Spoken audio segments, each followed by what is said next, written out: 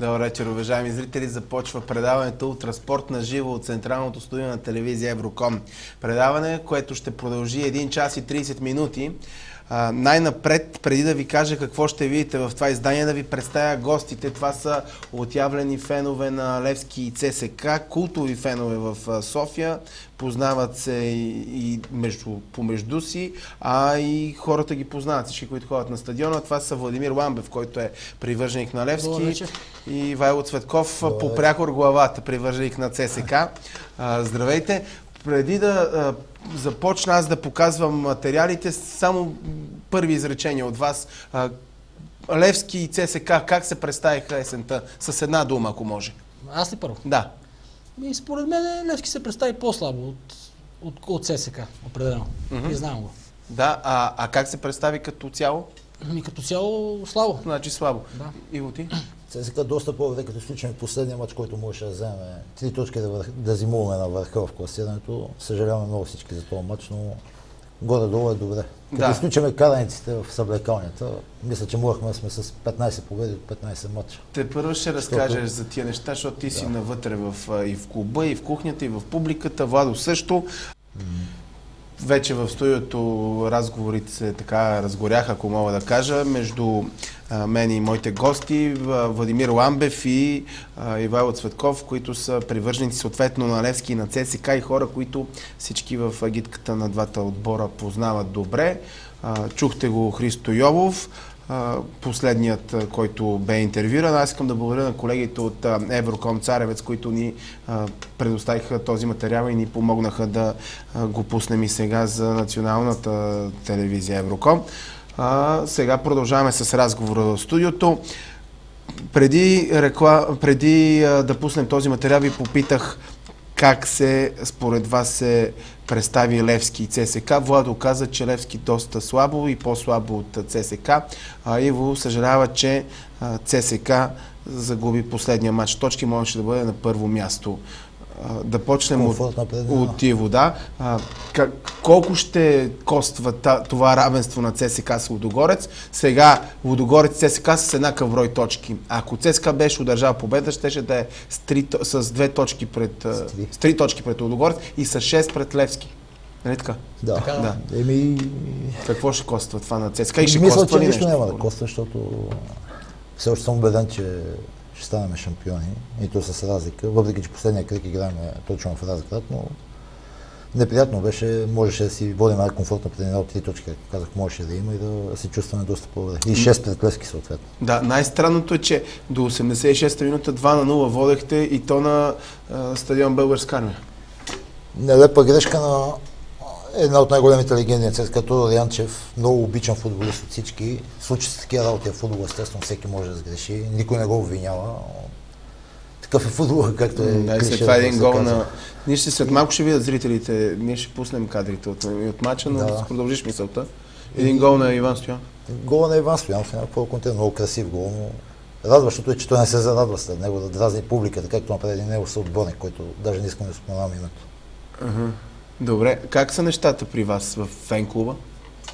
Ти си с Димитър Ангелов Дучето, сте хората, които сте от доста години начало на фен-клуба, ти му помагаш. Да, ние не сме само двамата, има доста хора. Не, разбира се, просто... Не трябва да се делиме, както напоследък се тиражира и се огласява. Да, непрекъснато се говори за войни вътре в фен-клуба на ЦСКА. За войни на този етап сме постигнали някаква договорка, но само какъв е проблема? С единение не може да се постигне в никакъв случай. Какъв е проблема? Не мога да ви кажа какъв е проблем. Проблем е до 2-3 лица, които не знаят и те самите какво искат, но... Какво няма да постигнат интереси, това, пари? Не. Едва ли за пари за такива работи, но... Да, защото да си фен, най-важното е да гарантирам, не може сега да седиш и да плюеш, няма иерархия да нещо се загуби в сектора, не може да седиш и да плюваш хора, които са си дали живота за ЦСКА едва ли не, и да са направили толкова много за агитката и за клуба. Това е немислимо просто. Разединението не води до единение, само това ще кажа.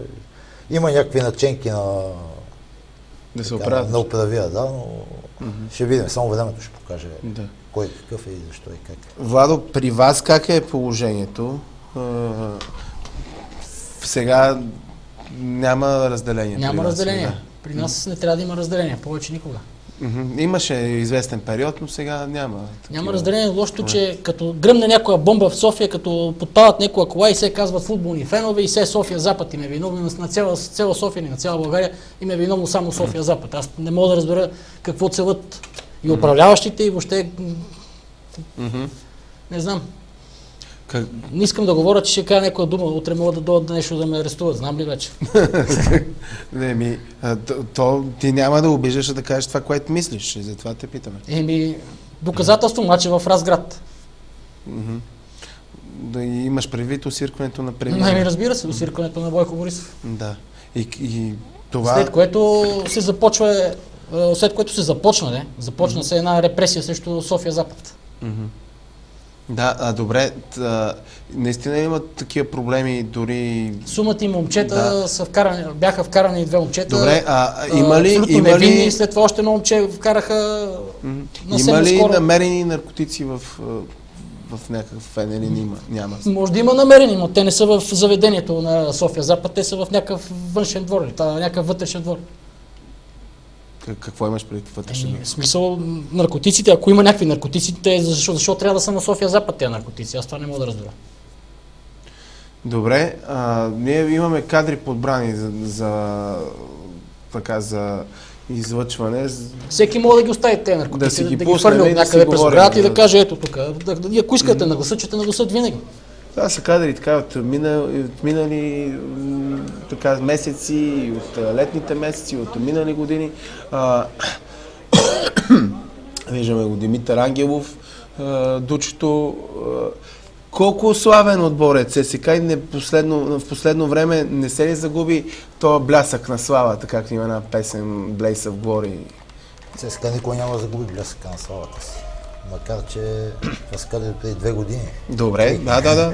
Ние затова пускаме никога няма да кадри. Загуби бляска. ЦСКА ще остане винаги. Тук по това време беше Стойчо треньор, аз затова съм ги избрал точно по тази причина и с как се посреща един отбор и как сега ситуацията.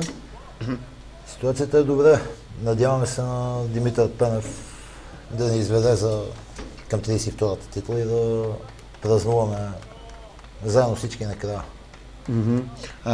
Правилна ли беше смяната на Милен Радоканов? Значи за Милен Радоканов ще ви кажа, че изключително много цениме. Едва ли има привърженик на ЦСКА, който да оценява това, което е направил. Победата на Герена най-вече, която днес е толкова много радост, макар че по обективни причини не можахме да изгледаме цялата само до 1-0. Да, защото тогава, само да припомним на зрителите, тогава беше целият сектор изгонен. Да. Едва ли има привърженик на ЦСКА, който да оценява тази победа и последвалата добра игра, но явно мачовете с тяло не стигнаха на Милен Радоканов, за да остане треньор на ЦСКА. Това е най-вероятното. Левски последно време губи дербито с ЦСКА. Това са пък едно дерби, което като фенове беше много така интересно и имаше и интересни хореографии. Тогава Левски загуби с 0-1, сега пак загуби. Точно това ми беше в мисълта, че ЦСКА не са ни побеждавали 2 пъти поред за първенство и за всякакво естество от 2002 година, като единият матч беше без значение 1-0, когато ни биха с гола на Манче в дъжда, 8000 души, няма значение. А сега ни бият 2 пъти поред, което не се е случвало де-факто в такива матчове. Това от 97. От 97 година, както каза. И то тогава ни биха за купата, беше един мач на финала. Значи, какво значи това? От 97 година? При положения, тази година не може да учтем. 97 година с Гочето Василев при Дубова ги бяха и за друго купата констатирам. Констатирам и друго, че от 92 година насам Сиреч от 93 година, това е 3-та година календарна, която Левски няма победа на ЦСКА. Значи от 93-та. От 93-та включително. Значи 92-та не можахме да ги биеме, от 93-та до сега само 3 години има, които не сме ги били. И едната година е 2011. Предната е 2008. Иво, така ли? Така е. Влади добре информиран и аз доколкото се спомням е така. И поради тази причина... Нещата си идват на местото, да се вика. Не си въобще идват на местото, защото аз не знам, тези съдии, като вземе, дори прекратили Антон Генов в последно време, като почнем Николай Орданов, като почнем твоя приятел Таско Тасков, Височкия, Като сложиме и този другия, забравих му името. Както и да е. Главен съдия? Да, главен съдия, но не мога да в момента ми излезе от такава. Така. Всичките вкупно свират за ЦСКА. Как става тази работа? Убийство ли трябва да стане или Коце Стоянов трябва с две ръце да хване топката в наказателното поле, за да дуспа за противника? За кой мач говориш? Тук малко ще поспорим, като изключим последния матч с Коце Лудогорец. Стоянов или хандбалисти, волейболисти, не мога С да Лудогорец Разград, като изключим последния матч, където си признавам, че имаше и гола на Гаргоров беше редовен и дуспата си имаше. Тук няма какво да кажа. Но мога да ви кажа, всички, където вдигахте толкова врява за мача в Стара Загора, имаше 1 метър на Мораеш, нямаше засада, чист гол вкара човек и ставаше 2-0. След това имаше идентична ръка в наказателното поле на 5 или 6 минути, не помня кой беше там. Известен футболист име на Берое и него го даде по същия начин като Коце Стоянов. И него го даде по същия начин като Коце Стоянов. Никой не го водеше за тези работи. Херо беше направил така защитата, третия кръг така в беше Каварна, направил, че никога не можете да вкарате гол. Ако не беше тази засада 1 метър, не знам кой вкара гола. Чиста засада. Зиков вкара гола. Третия кръг в Каварна никой не спомена, че играхме с 9 човека. Никой от ЦСКА, аз не съм поне откакто 23 години следа ЦСКА навсякъде. Никога не съм видял двама човека, 2 червени картона не съм видял да дадат на ЦСКА. С Локо София, с Черноморец, с Берое. Все някога трябва да стане, не може... Единственото, където признавам, че съдиите, ако трябва да сме обективни, единственото, където признавам, това е последния матч с Лудогорец, където имаше и засада, нямаше засада, имаше и дуспа. С Локомотив Плоев на Народна армия пак при 1-0, чист гол отмениха на Локомотив Плоев. Чист гол. Матчът е 3-0 и да го бяха. Ама 1-1 става, чакай, матчът тръгва по съвсем друг начин, като спе. За кой матч? За Локомотив Плоев, с Локото. С югото на Народна армия. Значи следите и подкрепете ЦСКА, подкрепете Левски и залитах за да не така, срещу нас още в третата минута Галчев нарисува жълт картон за нарушение срещу Дарко Тасевски на тъча и след това направо го гони, оставате с 10 човека. Влади, стигате, ако имаш претенции за ЦСКА, Левски няма труда във вратата целия мач, бе, човек. Окей, аз не казвам, че сме били по-добри от вас, но и вие не бяхте по-добри от нас. 1-0 резултат. Ама реално това трябваше да е 0-0. Не е помогнал на никой. Гол да е нещо от засада. Да се връщаме на Бисер Иванов сега на Герена, да ревеме това. Няма смисъл. Сега да ревеме от засади и от съдии. Такива помагали се на нас, помагате на вас. Режат ни и нас, режат ни и вас. За Бисер Иванов легендата до ден днешен никой не може да каже, както гола на Англия в 66-та година срещу Германия. Чак след колко години се го каза. Значи точно така няма гол на Англия има, а и си има чист гол за ЦСКА. В този случай никой не може да каже още дали Бисер Иванов наистина е последен, дали не е последен. Още никой не може да каже. Това, че човека Га и някой други, нали, казва, че е бил последен, това е вече друг въпрос. Човека Га казва го цяла червена България, не само човека Га. Да, ама Синя България не е на това мнение. Синя България така изнася, затова... Това кога се случи този матч беше? На 13 май, рождения ден на певицата Кали. Когато каза Левски, моля ви, бийте ССК да не разваляте рождения ми ден.